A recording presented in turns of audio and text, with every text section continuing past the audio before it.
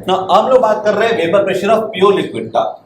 Vapour pressure pure liquid में मान लीजिए मैंने एक क्लोज कंटेनर, वर्ड समझना, क्लोज कंटेनर में मैंने कुछ लिक्विड ले लिया। क्योंकि प्योर लिक्विड की बात हो रही है,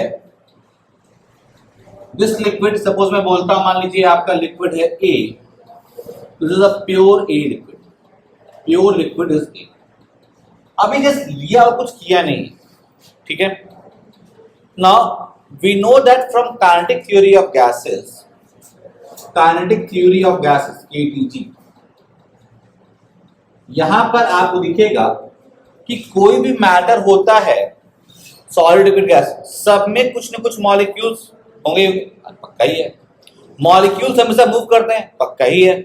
मॉलिक्यूल का स्पीड जो होता है वो एक स्पीड नहीं होता, it changes, it has a range of speed, ठीक है ना। और range of speed, the velocity of molecule जो होता है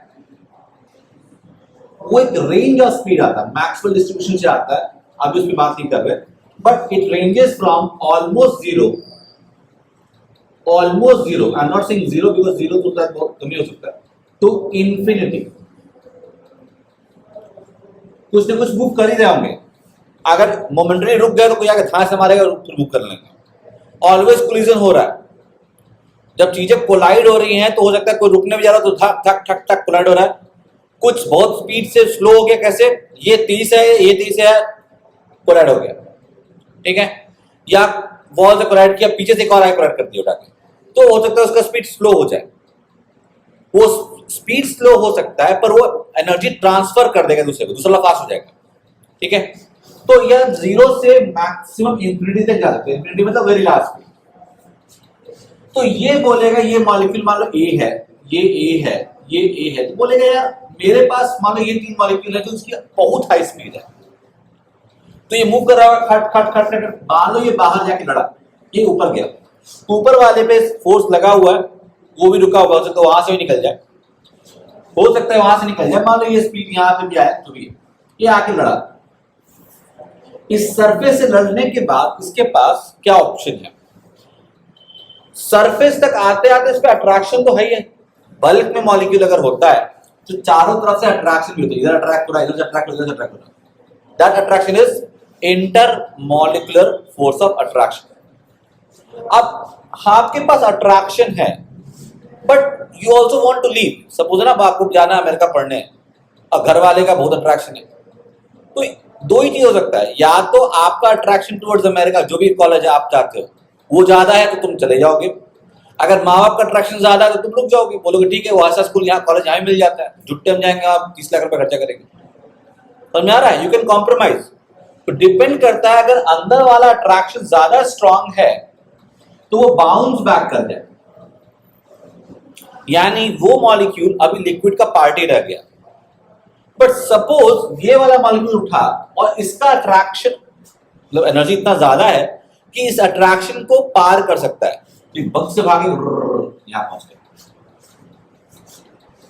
this is the first molecule that has entered in the open space, जो कि यहां पे है।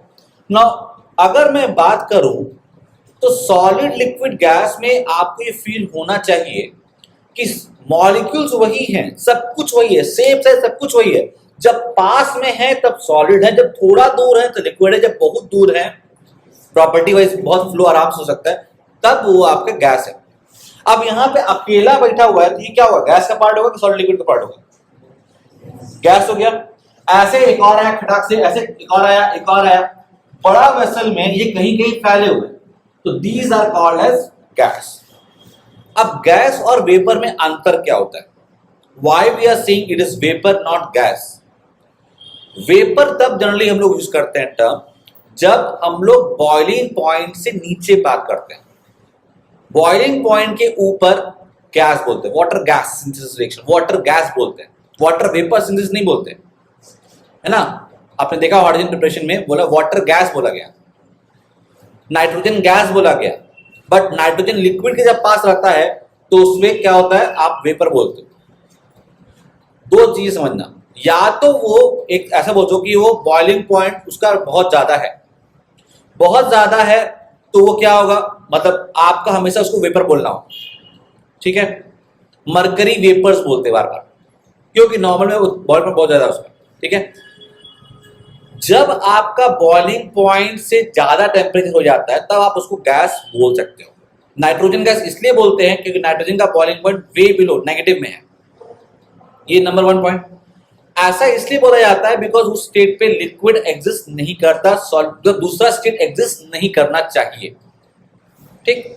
पर आपने मान ली लिक्विड नाइट्रोजन बना के एक ढक्कन बड़ा स्ट्रांग वो कर लिया ताकि आप रूम टेम्परेचर खोलो तो खूब धुआं उठता है, देखा है लिक्विड नाइट्रोजन को, बियरिंग वरिंग फिट करने में काम आता है, तो बहुत ठंडा होता है। लिक्विड नाइट्रोजन बहुत ज्यादा माइनस में -180 190 ऐसे जाता है उसमें, तो वहां पर उतना टेम्परेचर पे वो लिक्विड बन चुका है, आपने उसको प्रिजर्व किया है और यूज कर रहे हो। रूम टेम्परेचर पे खोला जो कि बहुत हाई टेम्परेचर है compare to boiling point, but वो स्टेट तो प्रेजेंट है ना, तो अगर वो उसका दूसरा स्टेट प्रेजेंट है तब उसको क्या बोलोगे, उस वेपर। जैसे यही अगर मॉलिक्यूल अगर अलग थलग पड़ा होता तो हम लोग शायद गैस बोलते उसको, बट क्योंकि इसका दूसरा स्टेट यहां प्रेजेंट है लिक्विड वाला, इसलिए हम उसको क्या बोलेंगे, वेपर। समझ में आया? तो there is a difference between gas and vapour, understand it, please understand. Boiling point से ऊपर का मतलब क्या हुआ, बॉइलिंग पॉइंट से ऊपर आपका सॉलिड और लिक्विड दोनों एग्जिस्ट नहीं करता है। आप प्रिजर्व नहीं करो तो नॉर्मली वो एग्जिस्ट नहीं करता है, इसलिए उसको गैस बोला जाता है। But somehow you have preserve that state solid और लिक्विड, और उसके प्रेजेंस में अगर कोई गैस बन रहा होगा उसका हम लोग क्या बोलेंगे, वेपर। समझ में आ गया? वेपर क्या होता है, गैस क्या होता है, फटाफट लिख लीजिए अपने वर्ड्स में, फटाफट लिखिए, नोट्स बनाइए अपने वर्ड्स में, अपने वर्ड्स में लिखो। क्या होता है गैस, क्या बोलते हैं, जब temperature is greater than boiling point and no other state solid और liquid is present, then we say it is gas. Then it is a gas. Okay. Second, when temperature is below boiling point, then we say it is vapor. अब इसका एक और rule क्या है, if somehow solid or liquid states are present above boiling point, like liquid nitrogen, if somehow solid or liquid state is present above its boiling point by some means, for example liquid oxygen, liquid nitrogen, solid CO2, dry ice, they are meant to be gases now. अब boiling point बहुत ज्यादा है, यहाँ पर तो solidification time हो गया, solidification sublimation temperature हो गया, then the gases present in presence, the gases present in presence of other states like solid or liquid will also be termed as vapor,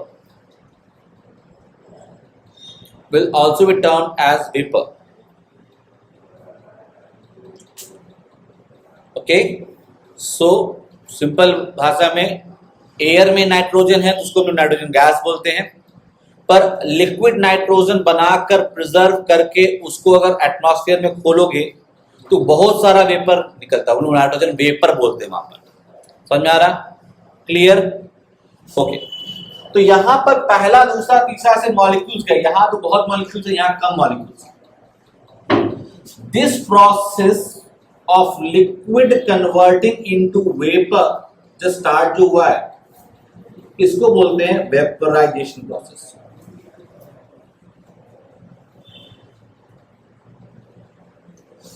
समझ में आ गया?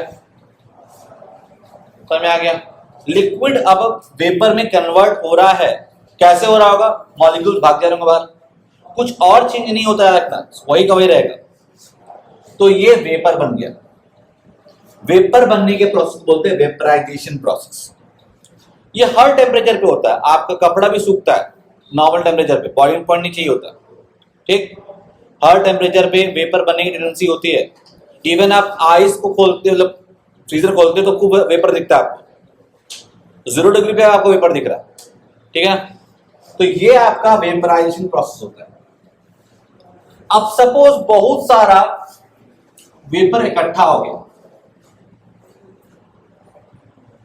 अब ये भी मूव कर रहा है, हर ये भी स्टेट, गैस मॉलिक्यूल्स भी स्टेट है, इसको भी, इसके पास भी एनर्जी, ये भी मूव कर रहा है, इसमें भी वही रैंडम डिस्ट्रीब्यूशन होगा, कुछ इंफिनिटी कुछ ऑलमोस्ट जीरो, जीरो तो नहीं होगा पर होंगे अच्छा खासा स्पीड।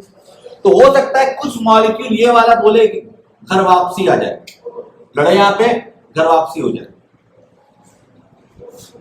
हो गया, अंदर आ गया, लौट के तो घर को आए, उसके अंदर कुछ वापस रह गया, कुछ अंदर आ गया। ऐसे में क्या हुआ, now the vapour has molecule has converted into liquid, कुछ किया नहीं, सिर्फ वो अंदर आ गया, ठीक है। मतलब आया और अट्रैक्शन फोर्स इतना अच्छा था कि उसको पकड़ के रख लिया। ऐसे प्रोसेस को क्या बोलते हैं, कंडेंसेशन प्रोसेस, कंडेंसेशन प्रोसेस, ठीक है। तो दो तरह का प्रोसेस स्टार्ट हुआ, स्टार्टिंग में सिर्फ इवेपोरेशन हो रहा था, इन इवेपोरेशन हो रहा था, वेपराइजेशन होता रहा, मॉलिक्यूल्स ऊपर इकट्ठा हुए, फिर वो कंडेंसेशन स्टार्ट कर दिया उठा के। हो सकता है एक से भी स्टार्ट हो सकता था पर वो बहुत कम चांस है, बात समझ आ रहा। तो दो प्रोसेस चल रहा है जो उल्टा है, ऑपोजिट है। तो जब भी ऑपोजिट दो चीजें होती हैं ऑलवेज बीच का पॉइंट आता है जहां उसको बोलते हैं इक्विलिब्रियम। दो ऑपोजिट चीजें एक साथ काम करती हैं तो आपका मैथ से बोलते हैं एक मैक्सिमा या मिनिमा आता है, ग्राफिकली या टॉप या तो बॉटम आता है, ठीक है। यानी उल्टा सोचो तो मैक्सिमा या मिनिमा का मतलब ही है कि फिजिकली दो चीजें हैं जो एक दूसरे को अपोज कर रही हैं, ठीक है। तो यहां पर एक इक्विलिब्रियम सेटअप हो जाएगा, यहां पर liquid converting into vapour, vapour converting into liquid, so this will be a equilibrium setup जो यहां पे बनने वाला है। हर टेम्परेचर पे इक्विलिब्रियम बनता है, इसलिए यहां भी बनेगा। एक बार बन गया, एक बार बन गया, इस लिक्विड में अगर हम बात करें इसको वेपर मतलब गैस ही है यहां पर, ठीक है ना, वेपर और गैस। तो यहां पे के इक्विलिब्रियम बेटा क्या लिखोगे, या के इक्विलिब्रियम होगा, ठीक है। ये आपका लिक्विड है गैस, दैट इज हम लोग बोल सकते हैं केपी लिख लेते हैं इसको।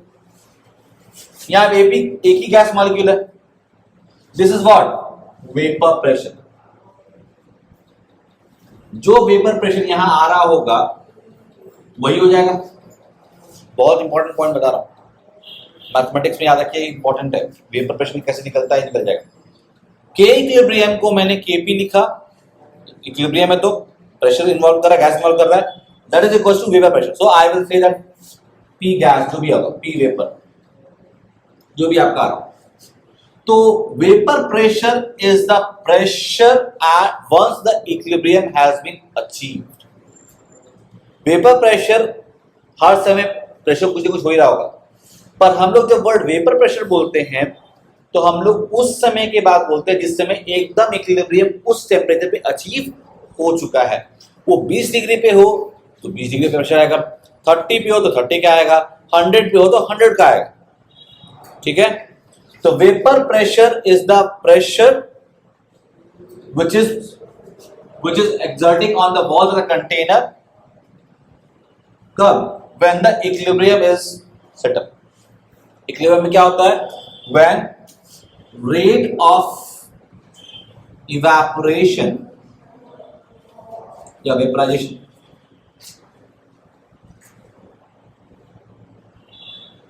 should be equals to rate of condensation। दो ऑपोजिट चीजें जब दोनों बराबर हो जाएंगी तब आपका इक्विलिब्रियम सेटअप होगा, और तब जाके जो इक्विलिब्रियम आएगा उसका जो प्रेशर होगा उसी को हम लोग वेपर प्रेशर बोलते हैं। क्लियर है? K is the equilibrium constant। जब भी कोई इक्विलिब्रियम बात करते हो वहां पर इक्विलिब्रियम कांस्टेंट होता है, EQ लिखा है फॉर इक्विलिब्रियम, और P मतलब हो गया कि विद रिस्पेक्ट टू हम लोग प्रेशर बात कर रहे हैं, KP KC पढ़ा है आयनिक केमिकल इक्विलिब्रियम में, केमिकल में आता है ये सब KP KC के फॉर्म में।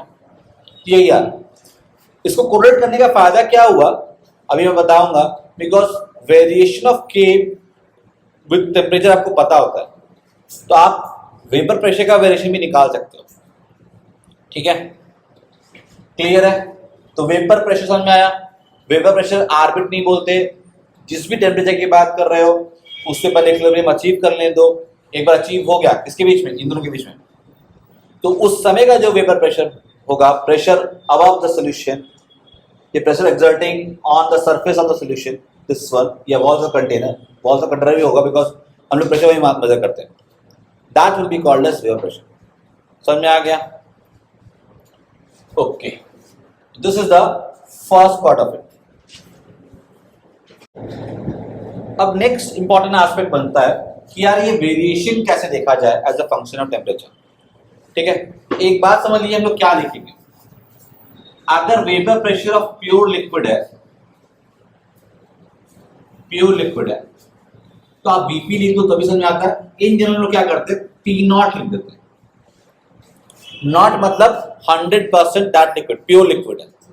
ठीक है, अगर मैं पी नॉट ए बोलता हूं उसका मतलब vapour pressure of liquid A at that temperature. हमेशा टेम्परेचर को मेंशन करना, बिकॉज टेम्परेचर चेंज करने पर क्या हो जाएगा, आपका प्रेशर चेंज हो जाएगा। और नेक्स्ट हमारा कहानी यही है कि कैसे चेंज हो रहा, क्या चेंज हो रहा। ठीक है, तो देखिए ये पी नॉट हो जाएगा, तो पी नॉट 1 पी नॉट 2 हम लोग ले लेते हैं। ठीक है, तो let temperature at temperature T1 vapour pressure equals to P not 1 at temperature T2 vapour pressure is P not 2। ठीक है, अब आपको कैसे कोरिलेशन चाहिए, देखो we have proved that liquid converting to vapour या गैस, इसमें Kp जो होता है दैट इज वेपर प्रेशर होता है of the liquid which is equal to P not हो जाएगा। And also we know that इसका वेरिएशन कैसे होता है, वी नो दैट कैसे निकालते हैं हम लोग, delta G equals to minus nRT या RT ln K, जो K होता है Kp मान लीजिए, equals to delta H minus T delta S बोल सकते हैं, नॉट P करो। Delta G free gives free energy होता है, ऐसे कोरिलेशन आया, हम लोगों ने निकाला हुआ इसको, है ना। तो आई कैन राइट दिस थिंग, तो ln Kp कितना हो जाएगा,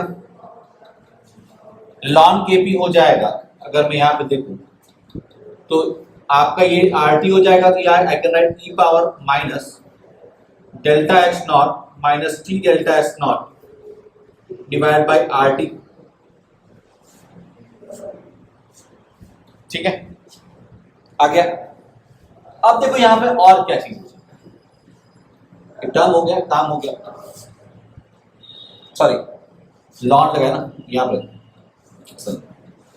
लॉन लगा हुआ अभी ई पावर ले लिया यहाँ। ठीक है, सो आई कैन राइट, अगर टेम्परेचर T1 T2 है तो ln Kp temperature T1 should be equals to what, minus delta H not minus T1, yes थोड़ा और सॉल्व कर लो इसको, RT minus delta S not by R हो जाए। ठीक है, ये हुआ ना, तो यहां पे क्या है, T1 आ जाएगा, ln Kp at temperature 2 will be equals to minus delta H naught upon R T2 minus delta S naught। Maya I am assuming कि टेम्परेचर बहुत इतना वेरी नहीं कर दिया कि डेल्टा H ही बहुत ज्यादा चेंज हो गया, Cp ऑलमोस्ट कांस्टेंट है, टेम्परेचर बहुत ज्यादा चेंज नहीं किया गया, अप्रॉक्सीमेट बात कर रहे हैं। ठीक है, और ये आपको पता है P नॉट है, P नॉट, तो हम लोग क्या करें 1 - 2 का लोड या 2 - 1, 2 माइनस 1, ये चीज पहले भी लोग कर चुके हैं, ln Kp2 और डिवाइड कर लोगे, सॉल्विंग कर लो bye Kp1।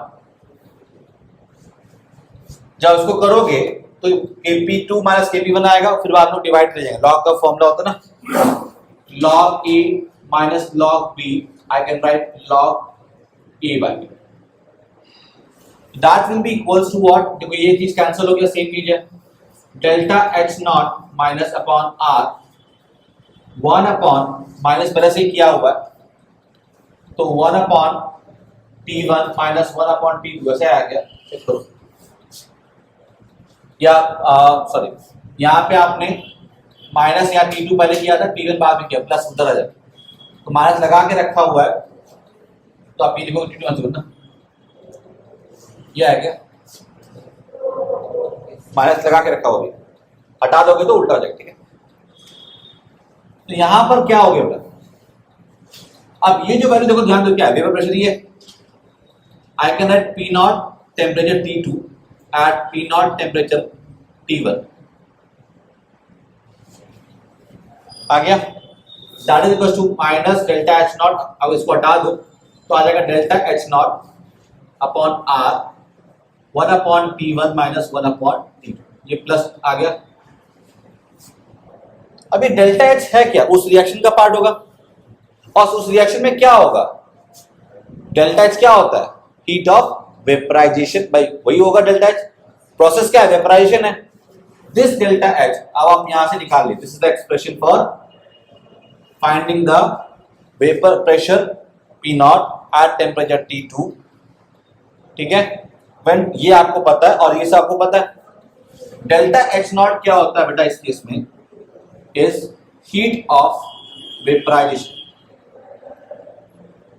Heat of vaporisation, मतलब वेपर बनने में आपको कितना हीट देना पड़ा, ठीक है, वो इक्वेशन वाइज यही होता ही है, हम लोग थर्मल केमिस्ट्री में से पढ़े हुए, तो अल्टीमेटली ये आ गया, आप इसको चाहो तो वेपराइजेशन यहां पर लिख दो तो ताकि आप भूलोगे, ठीक है। तो this is the correlation between this two, ठीक है, समझ में आ गया। इन शॉर्ट अगर मैं यहां से निकालूं तो आप लिख सकते हो, ये आपका हो गया, now as temperature is greater than T1, right hand side जो है वो पॉजिटिव हो जाएगा if delta H not vaporisation is positive, जो कि जनरली होगा ही होगा, because vaporisation is a endothermic process, ठीक है।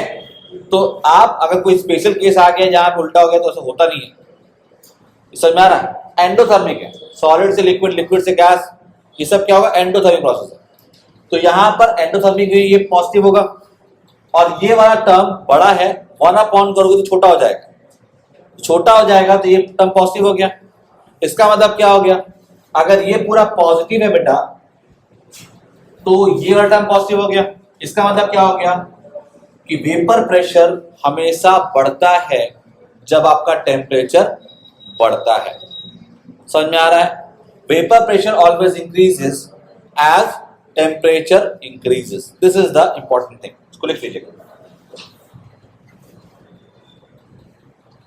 Vapour pressure always increases as temperature increases. In general इसका ग्राफ कैसा होगा, सब कांस्टेंट टाइम जा रहा होगा, कुछ ऐसे जा रहा होगा,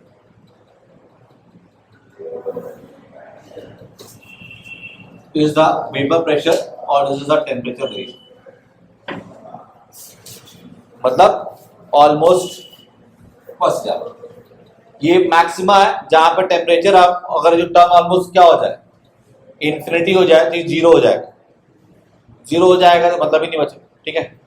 तो इस तरह से तो आप लिख सकते हो ln Vp जो था आपका delta H not minus S by RT by delta S not by R, तो वेपर प्रेशर कितना होगा, e power delta S not by R into e power minus delta H not vaporisation by RT,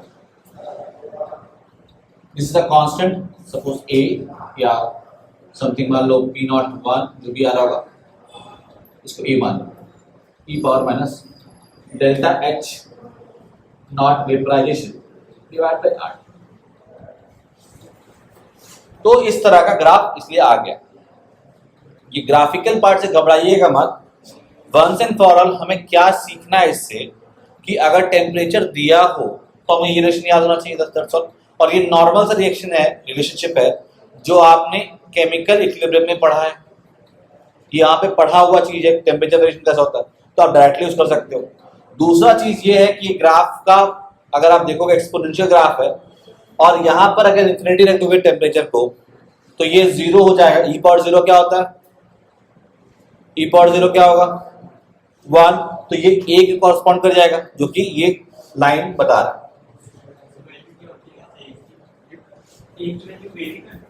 entropy पे है ना वो, ठीक है। तो डिपेंड कर रहा है जो भी है। समझ में आ गया। तो वेपर प्रेशर के बारे में क्या समझ में आ गया। पहला तो वो एक इक्विलिब्रियम प्रोसेस की बात हो रही है, केपी से कोरिलेट कर सकते हो। टेम्परेचर बढ़ाने पे वो हमेशा बढ़ता है because delta separation is always endothermic, positive होता है। ये तीन बातें समझ में आ गई, हो रहा है ना। ओके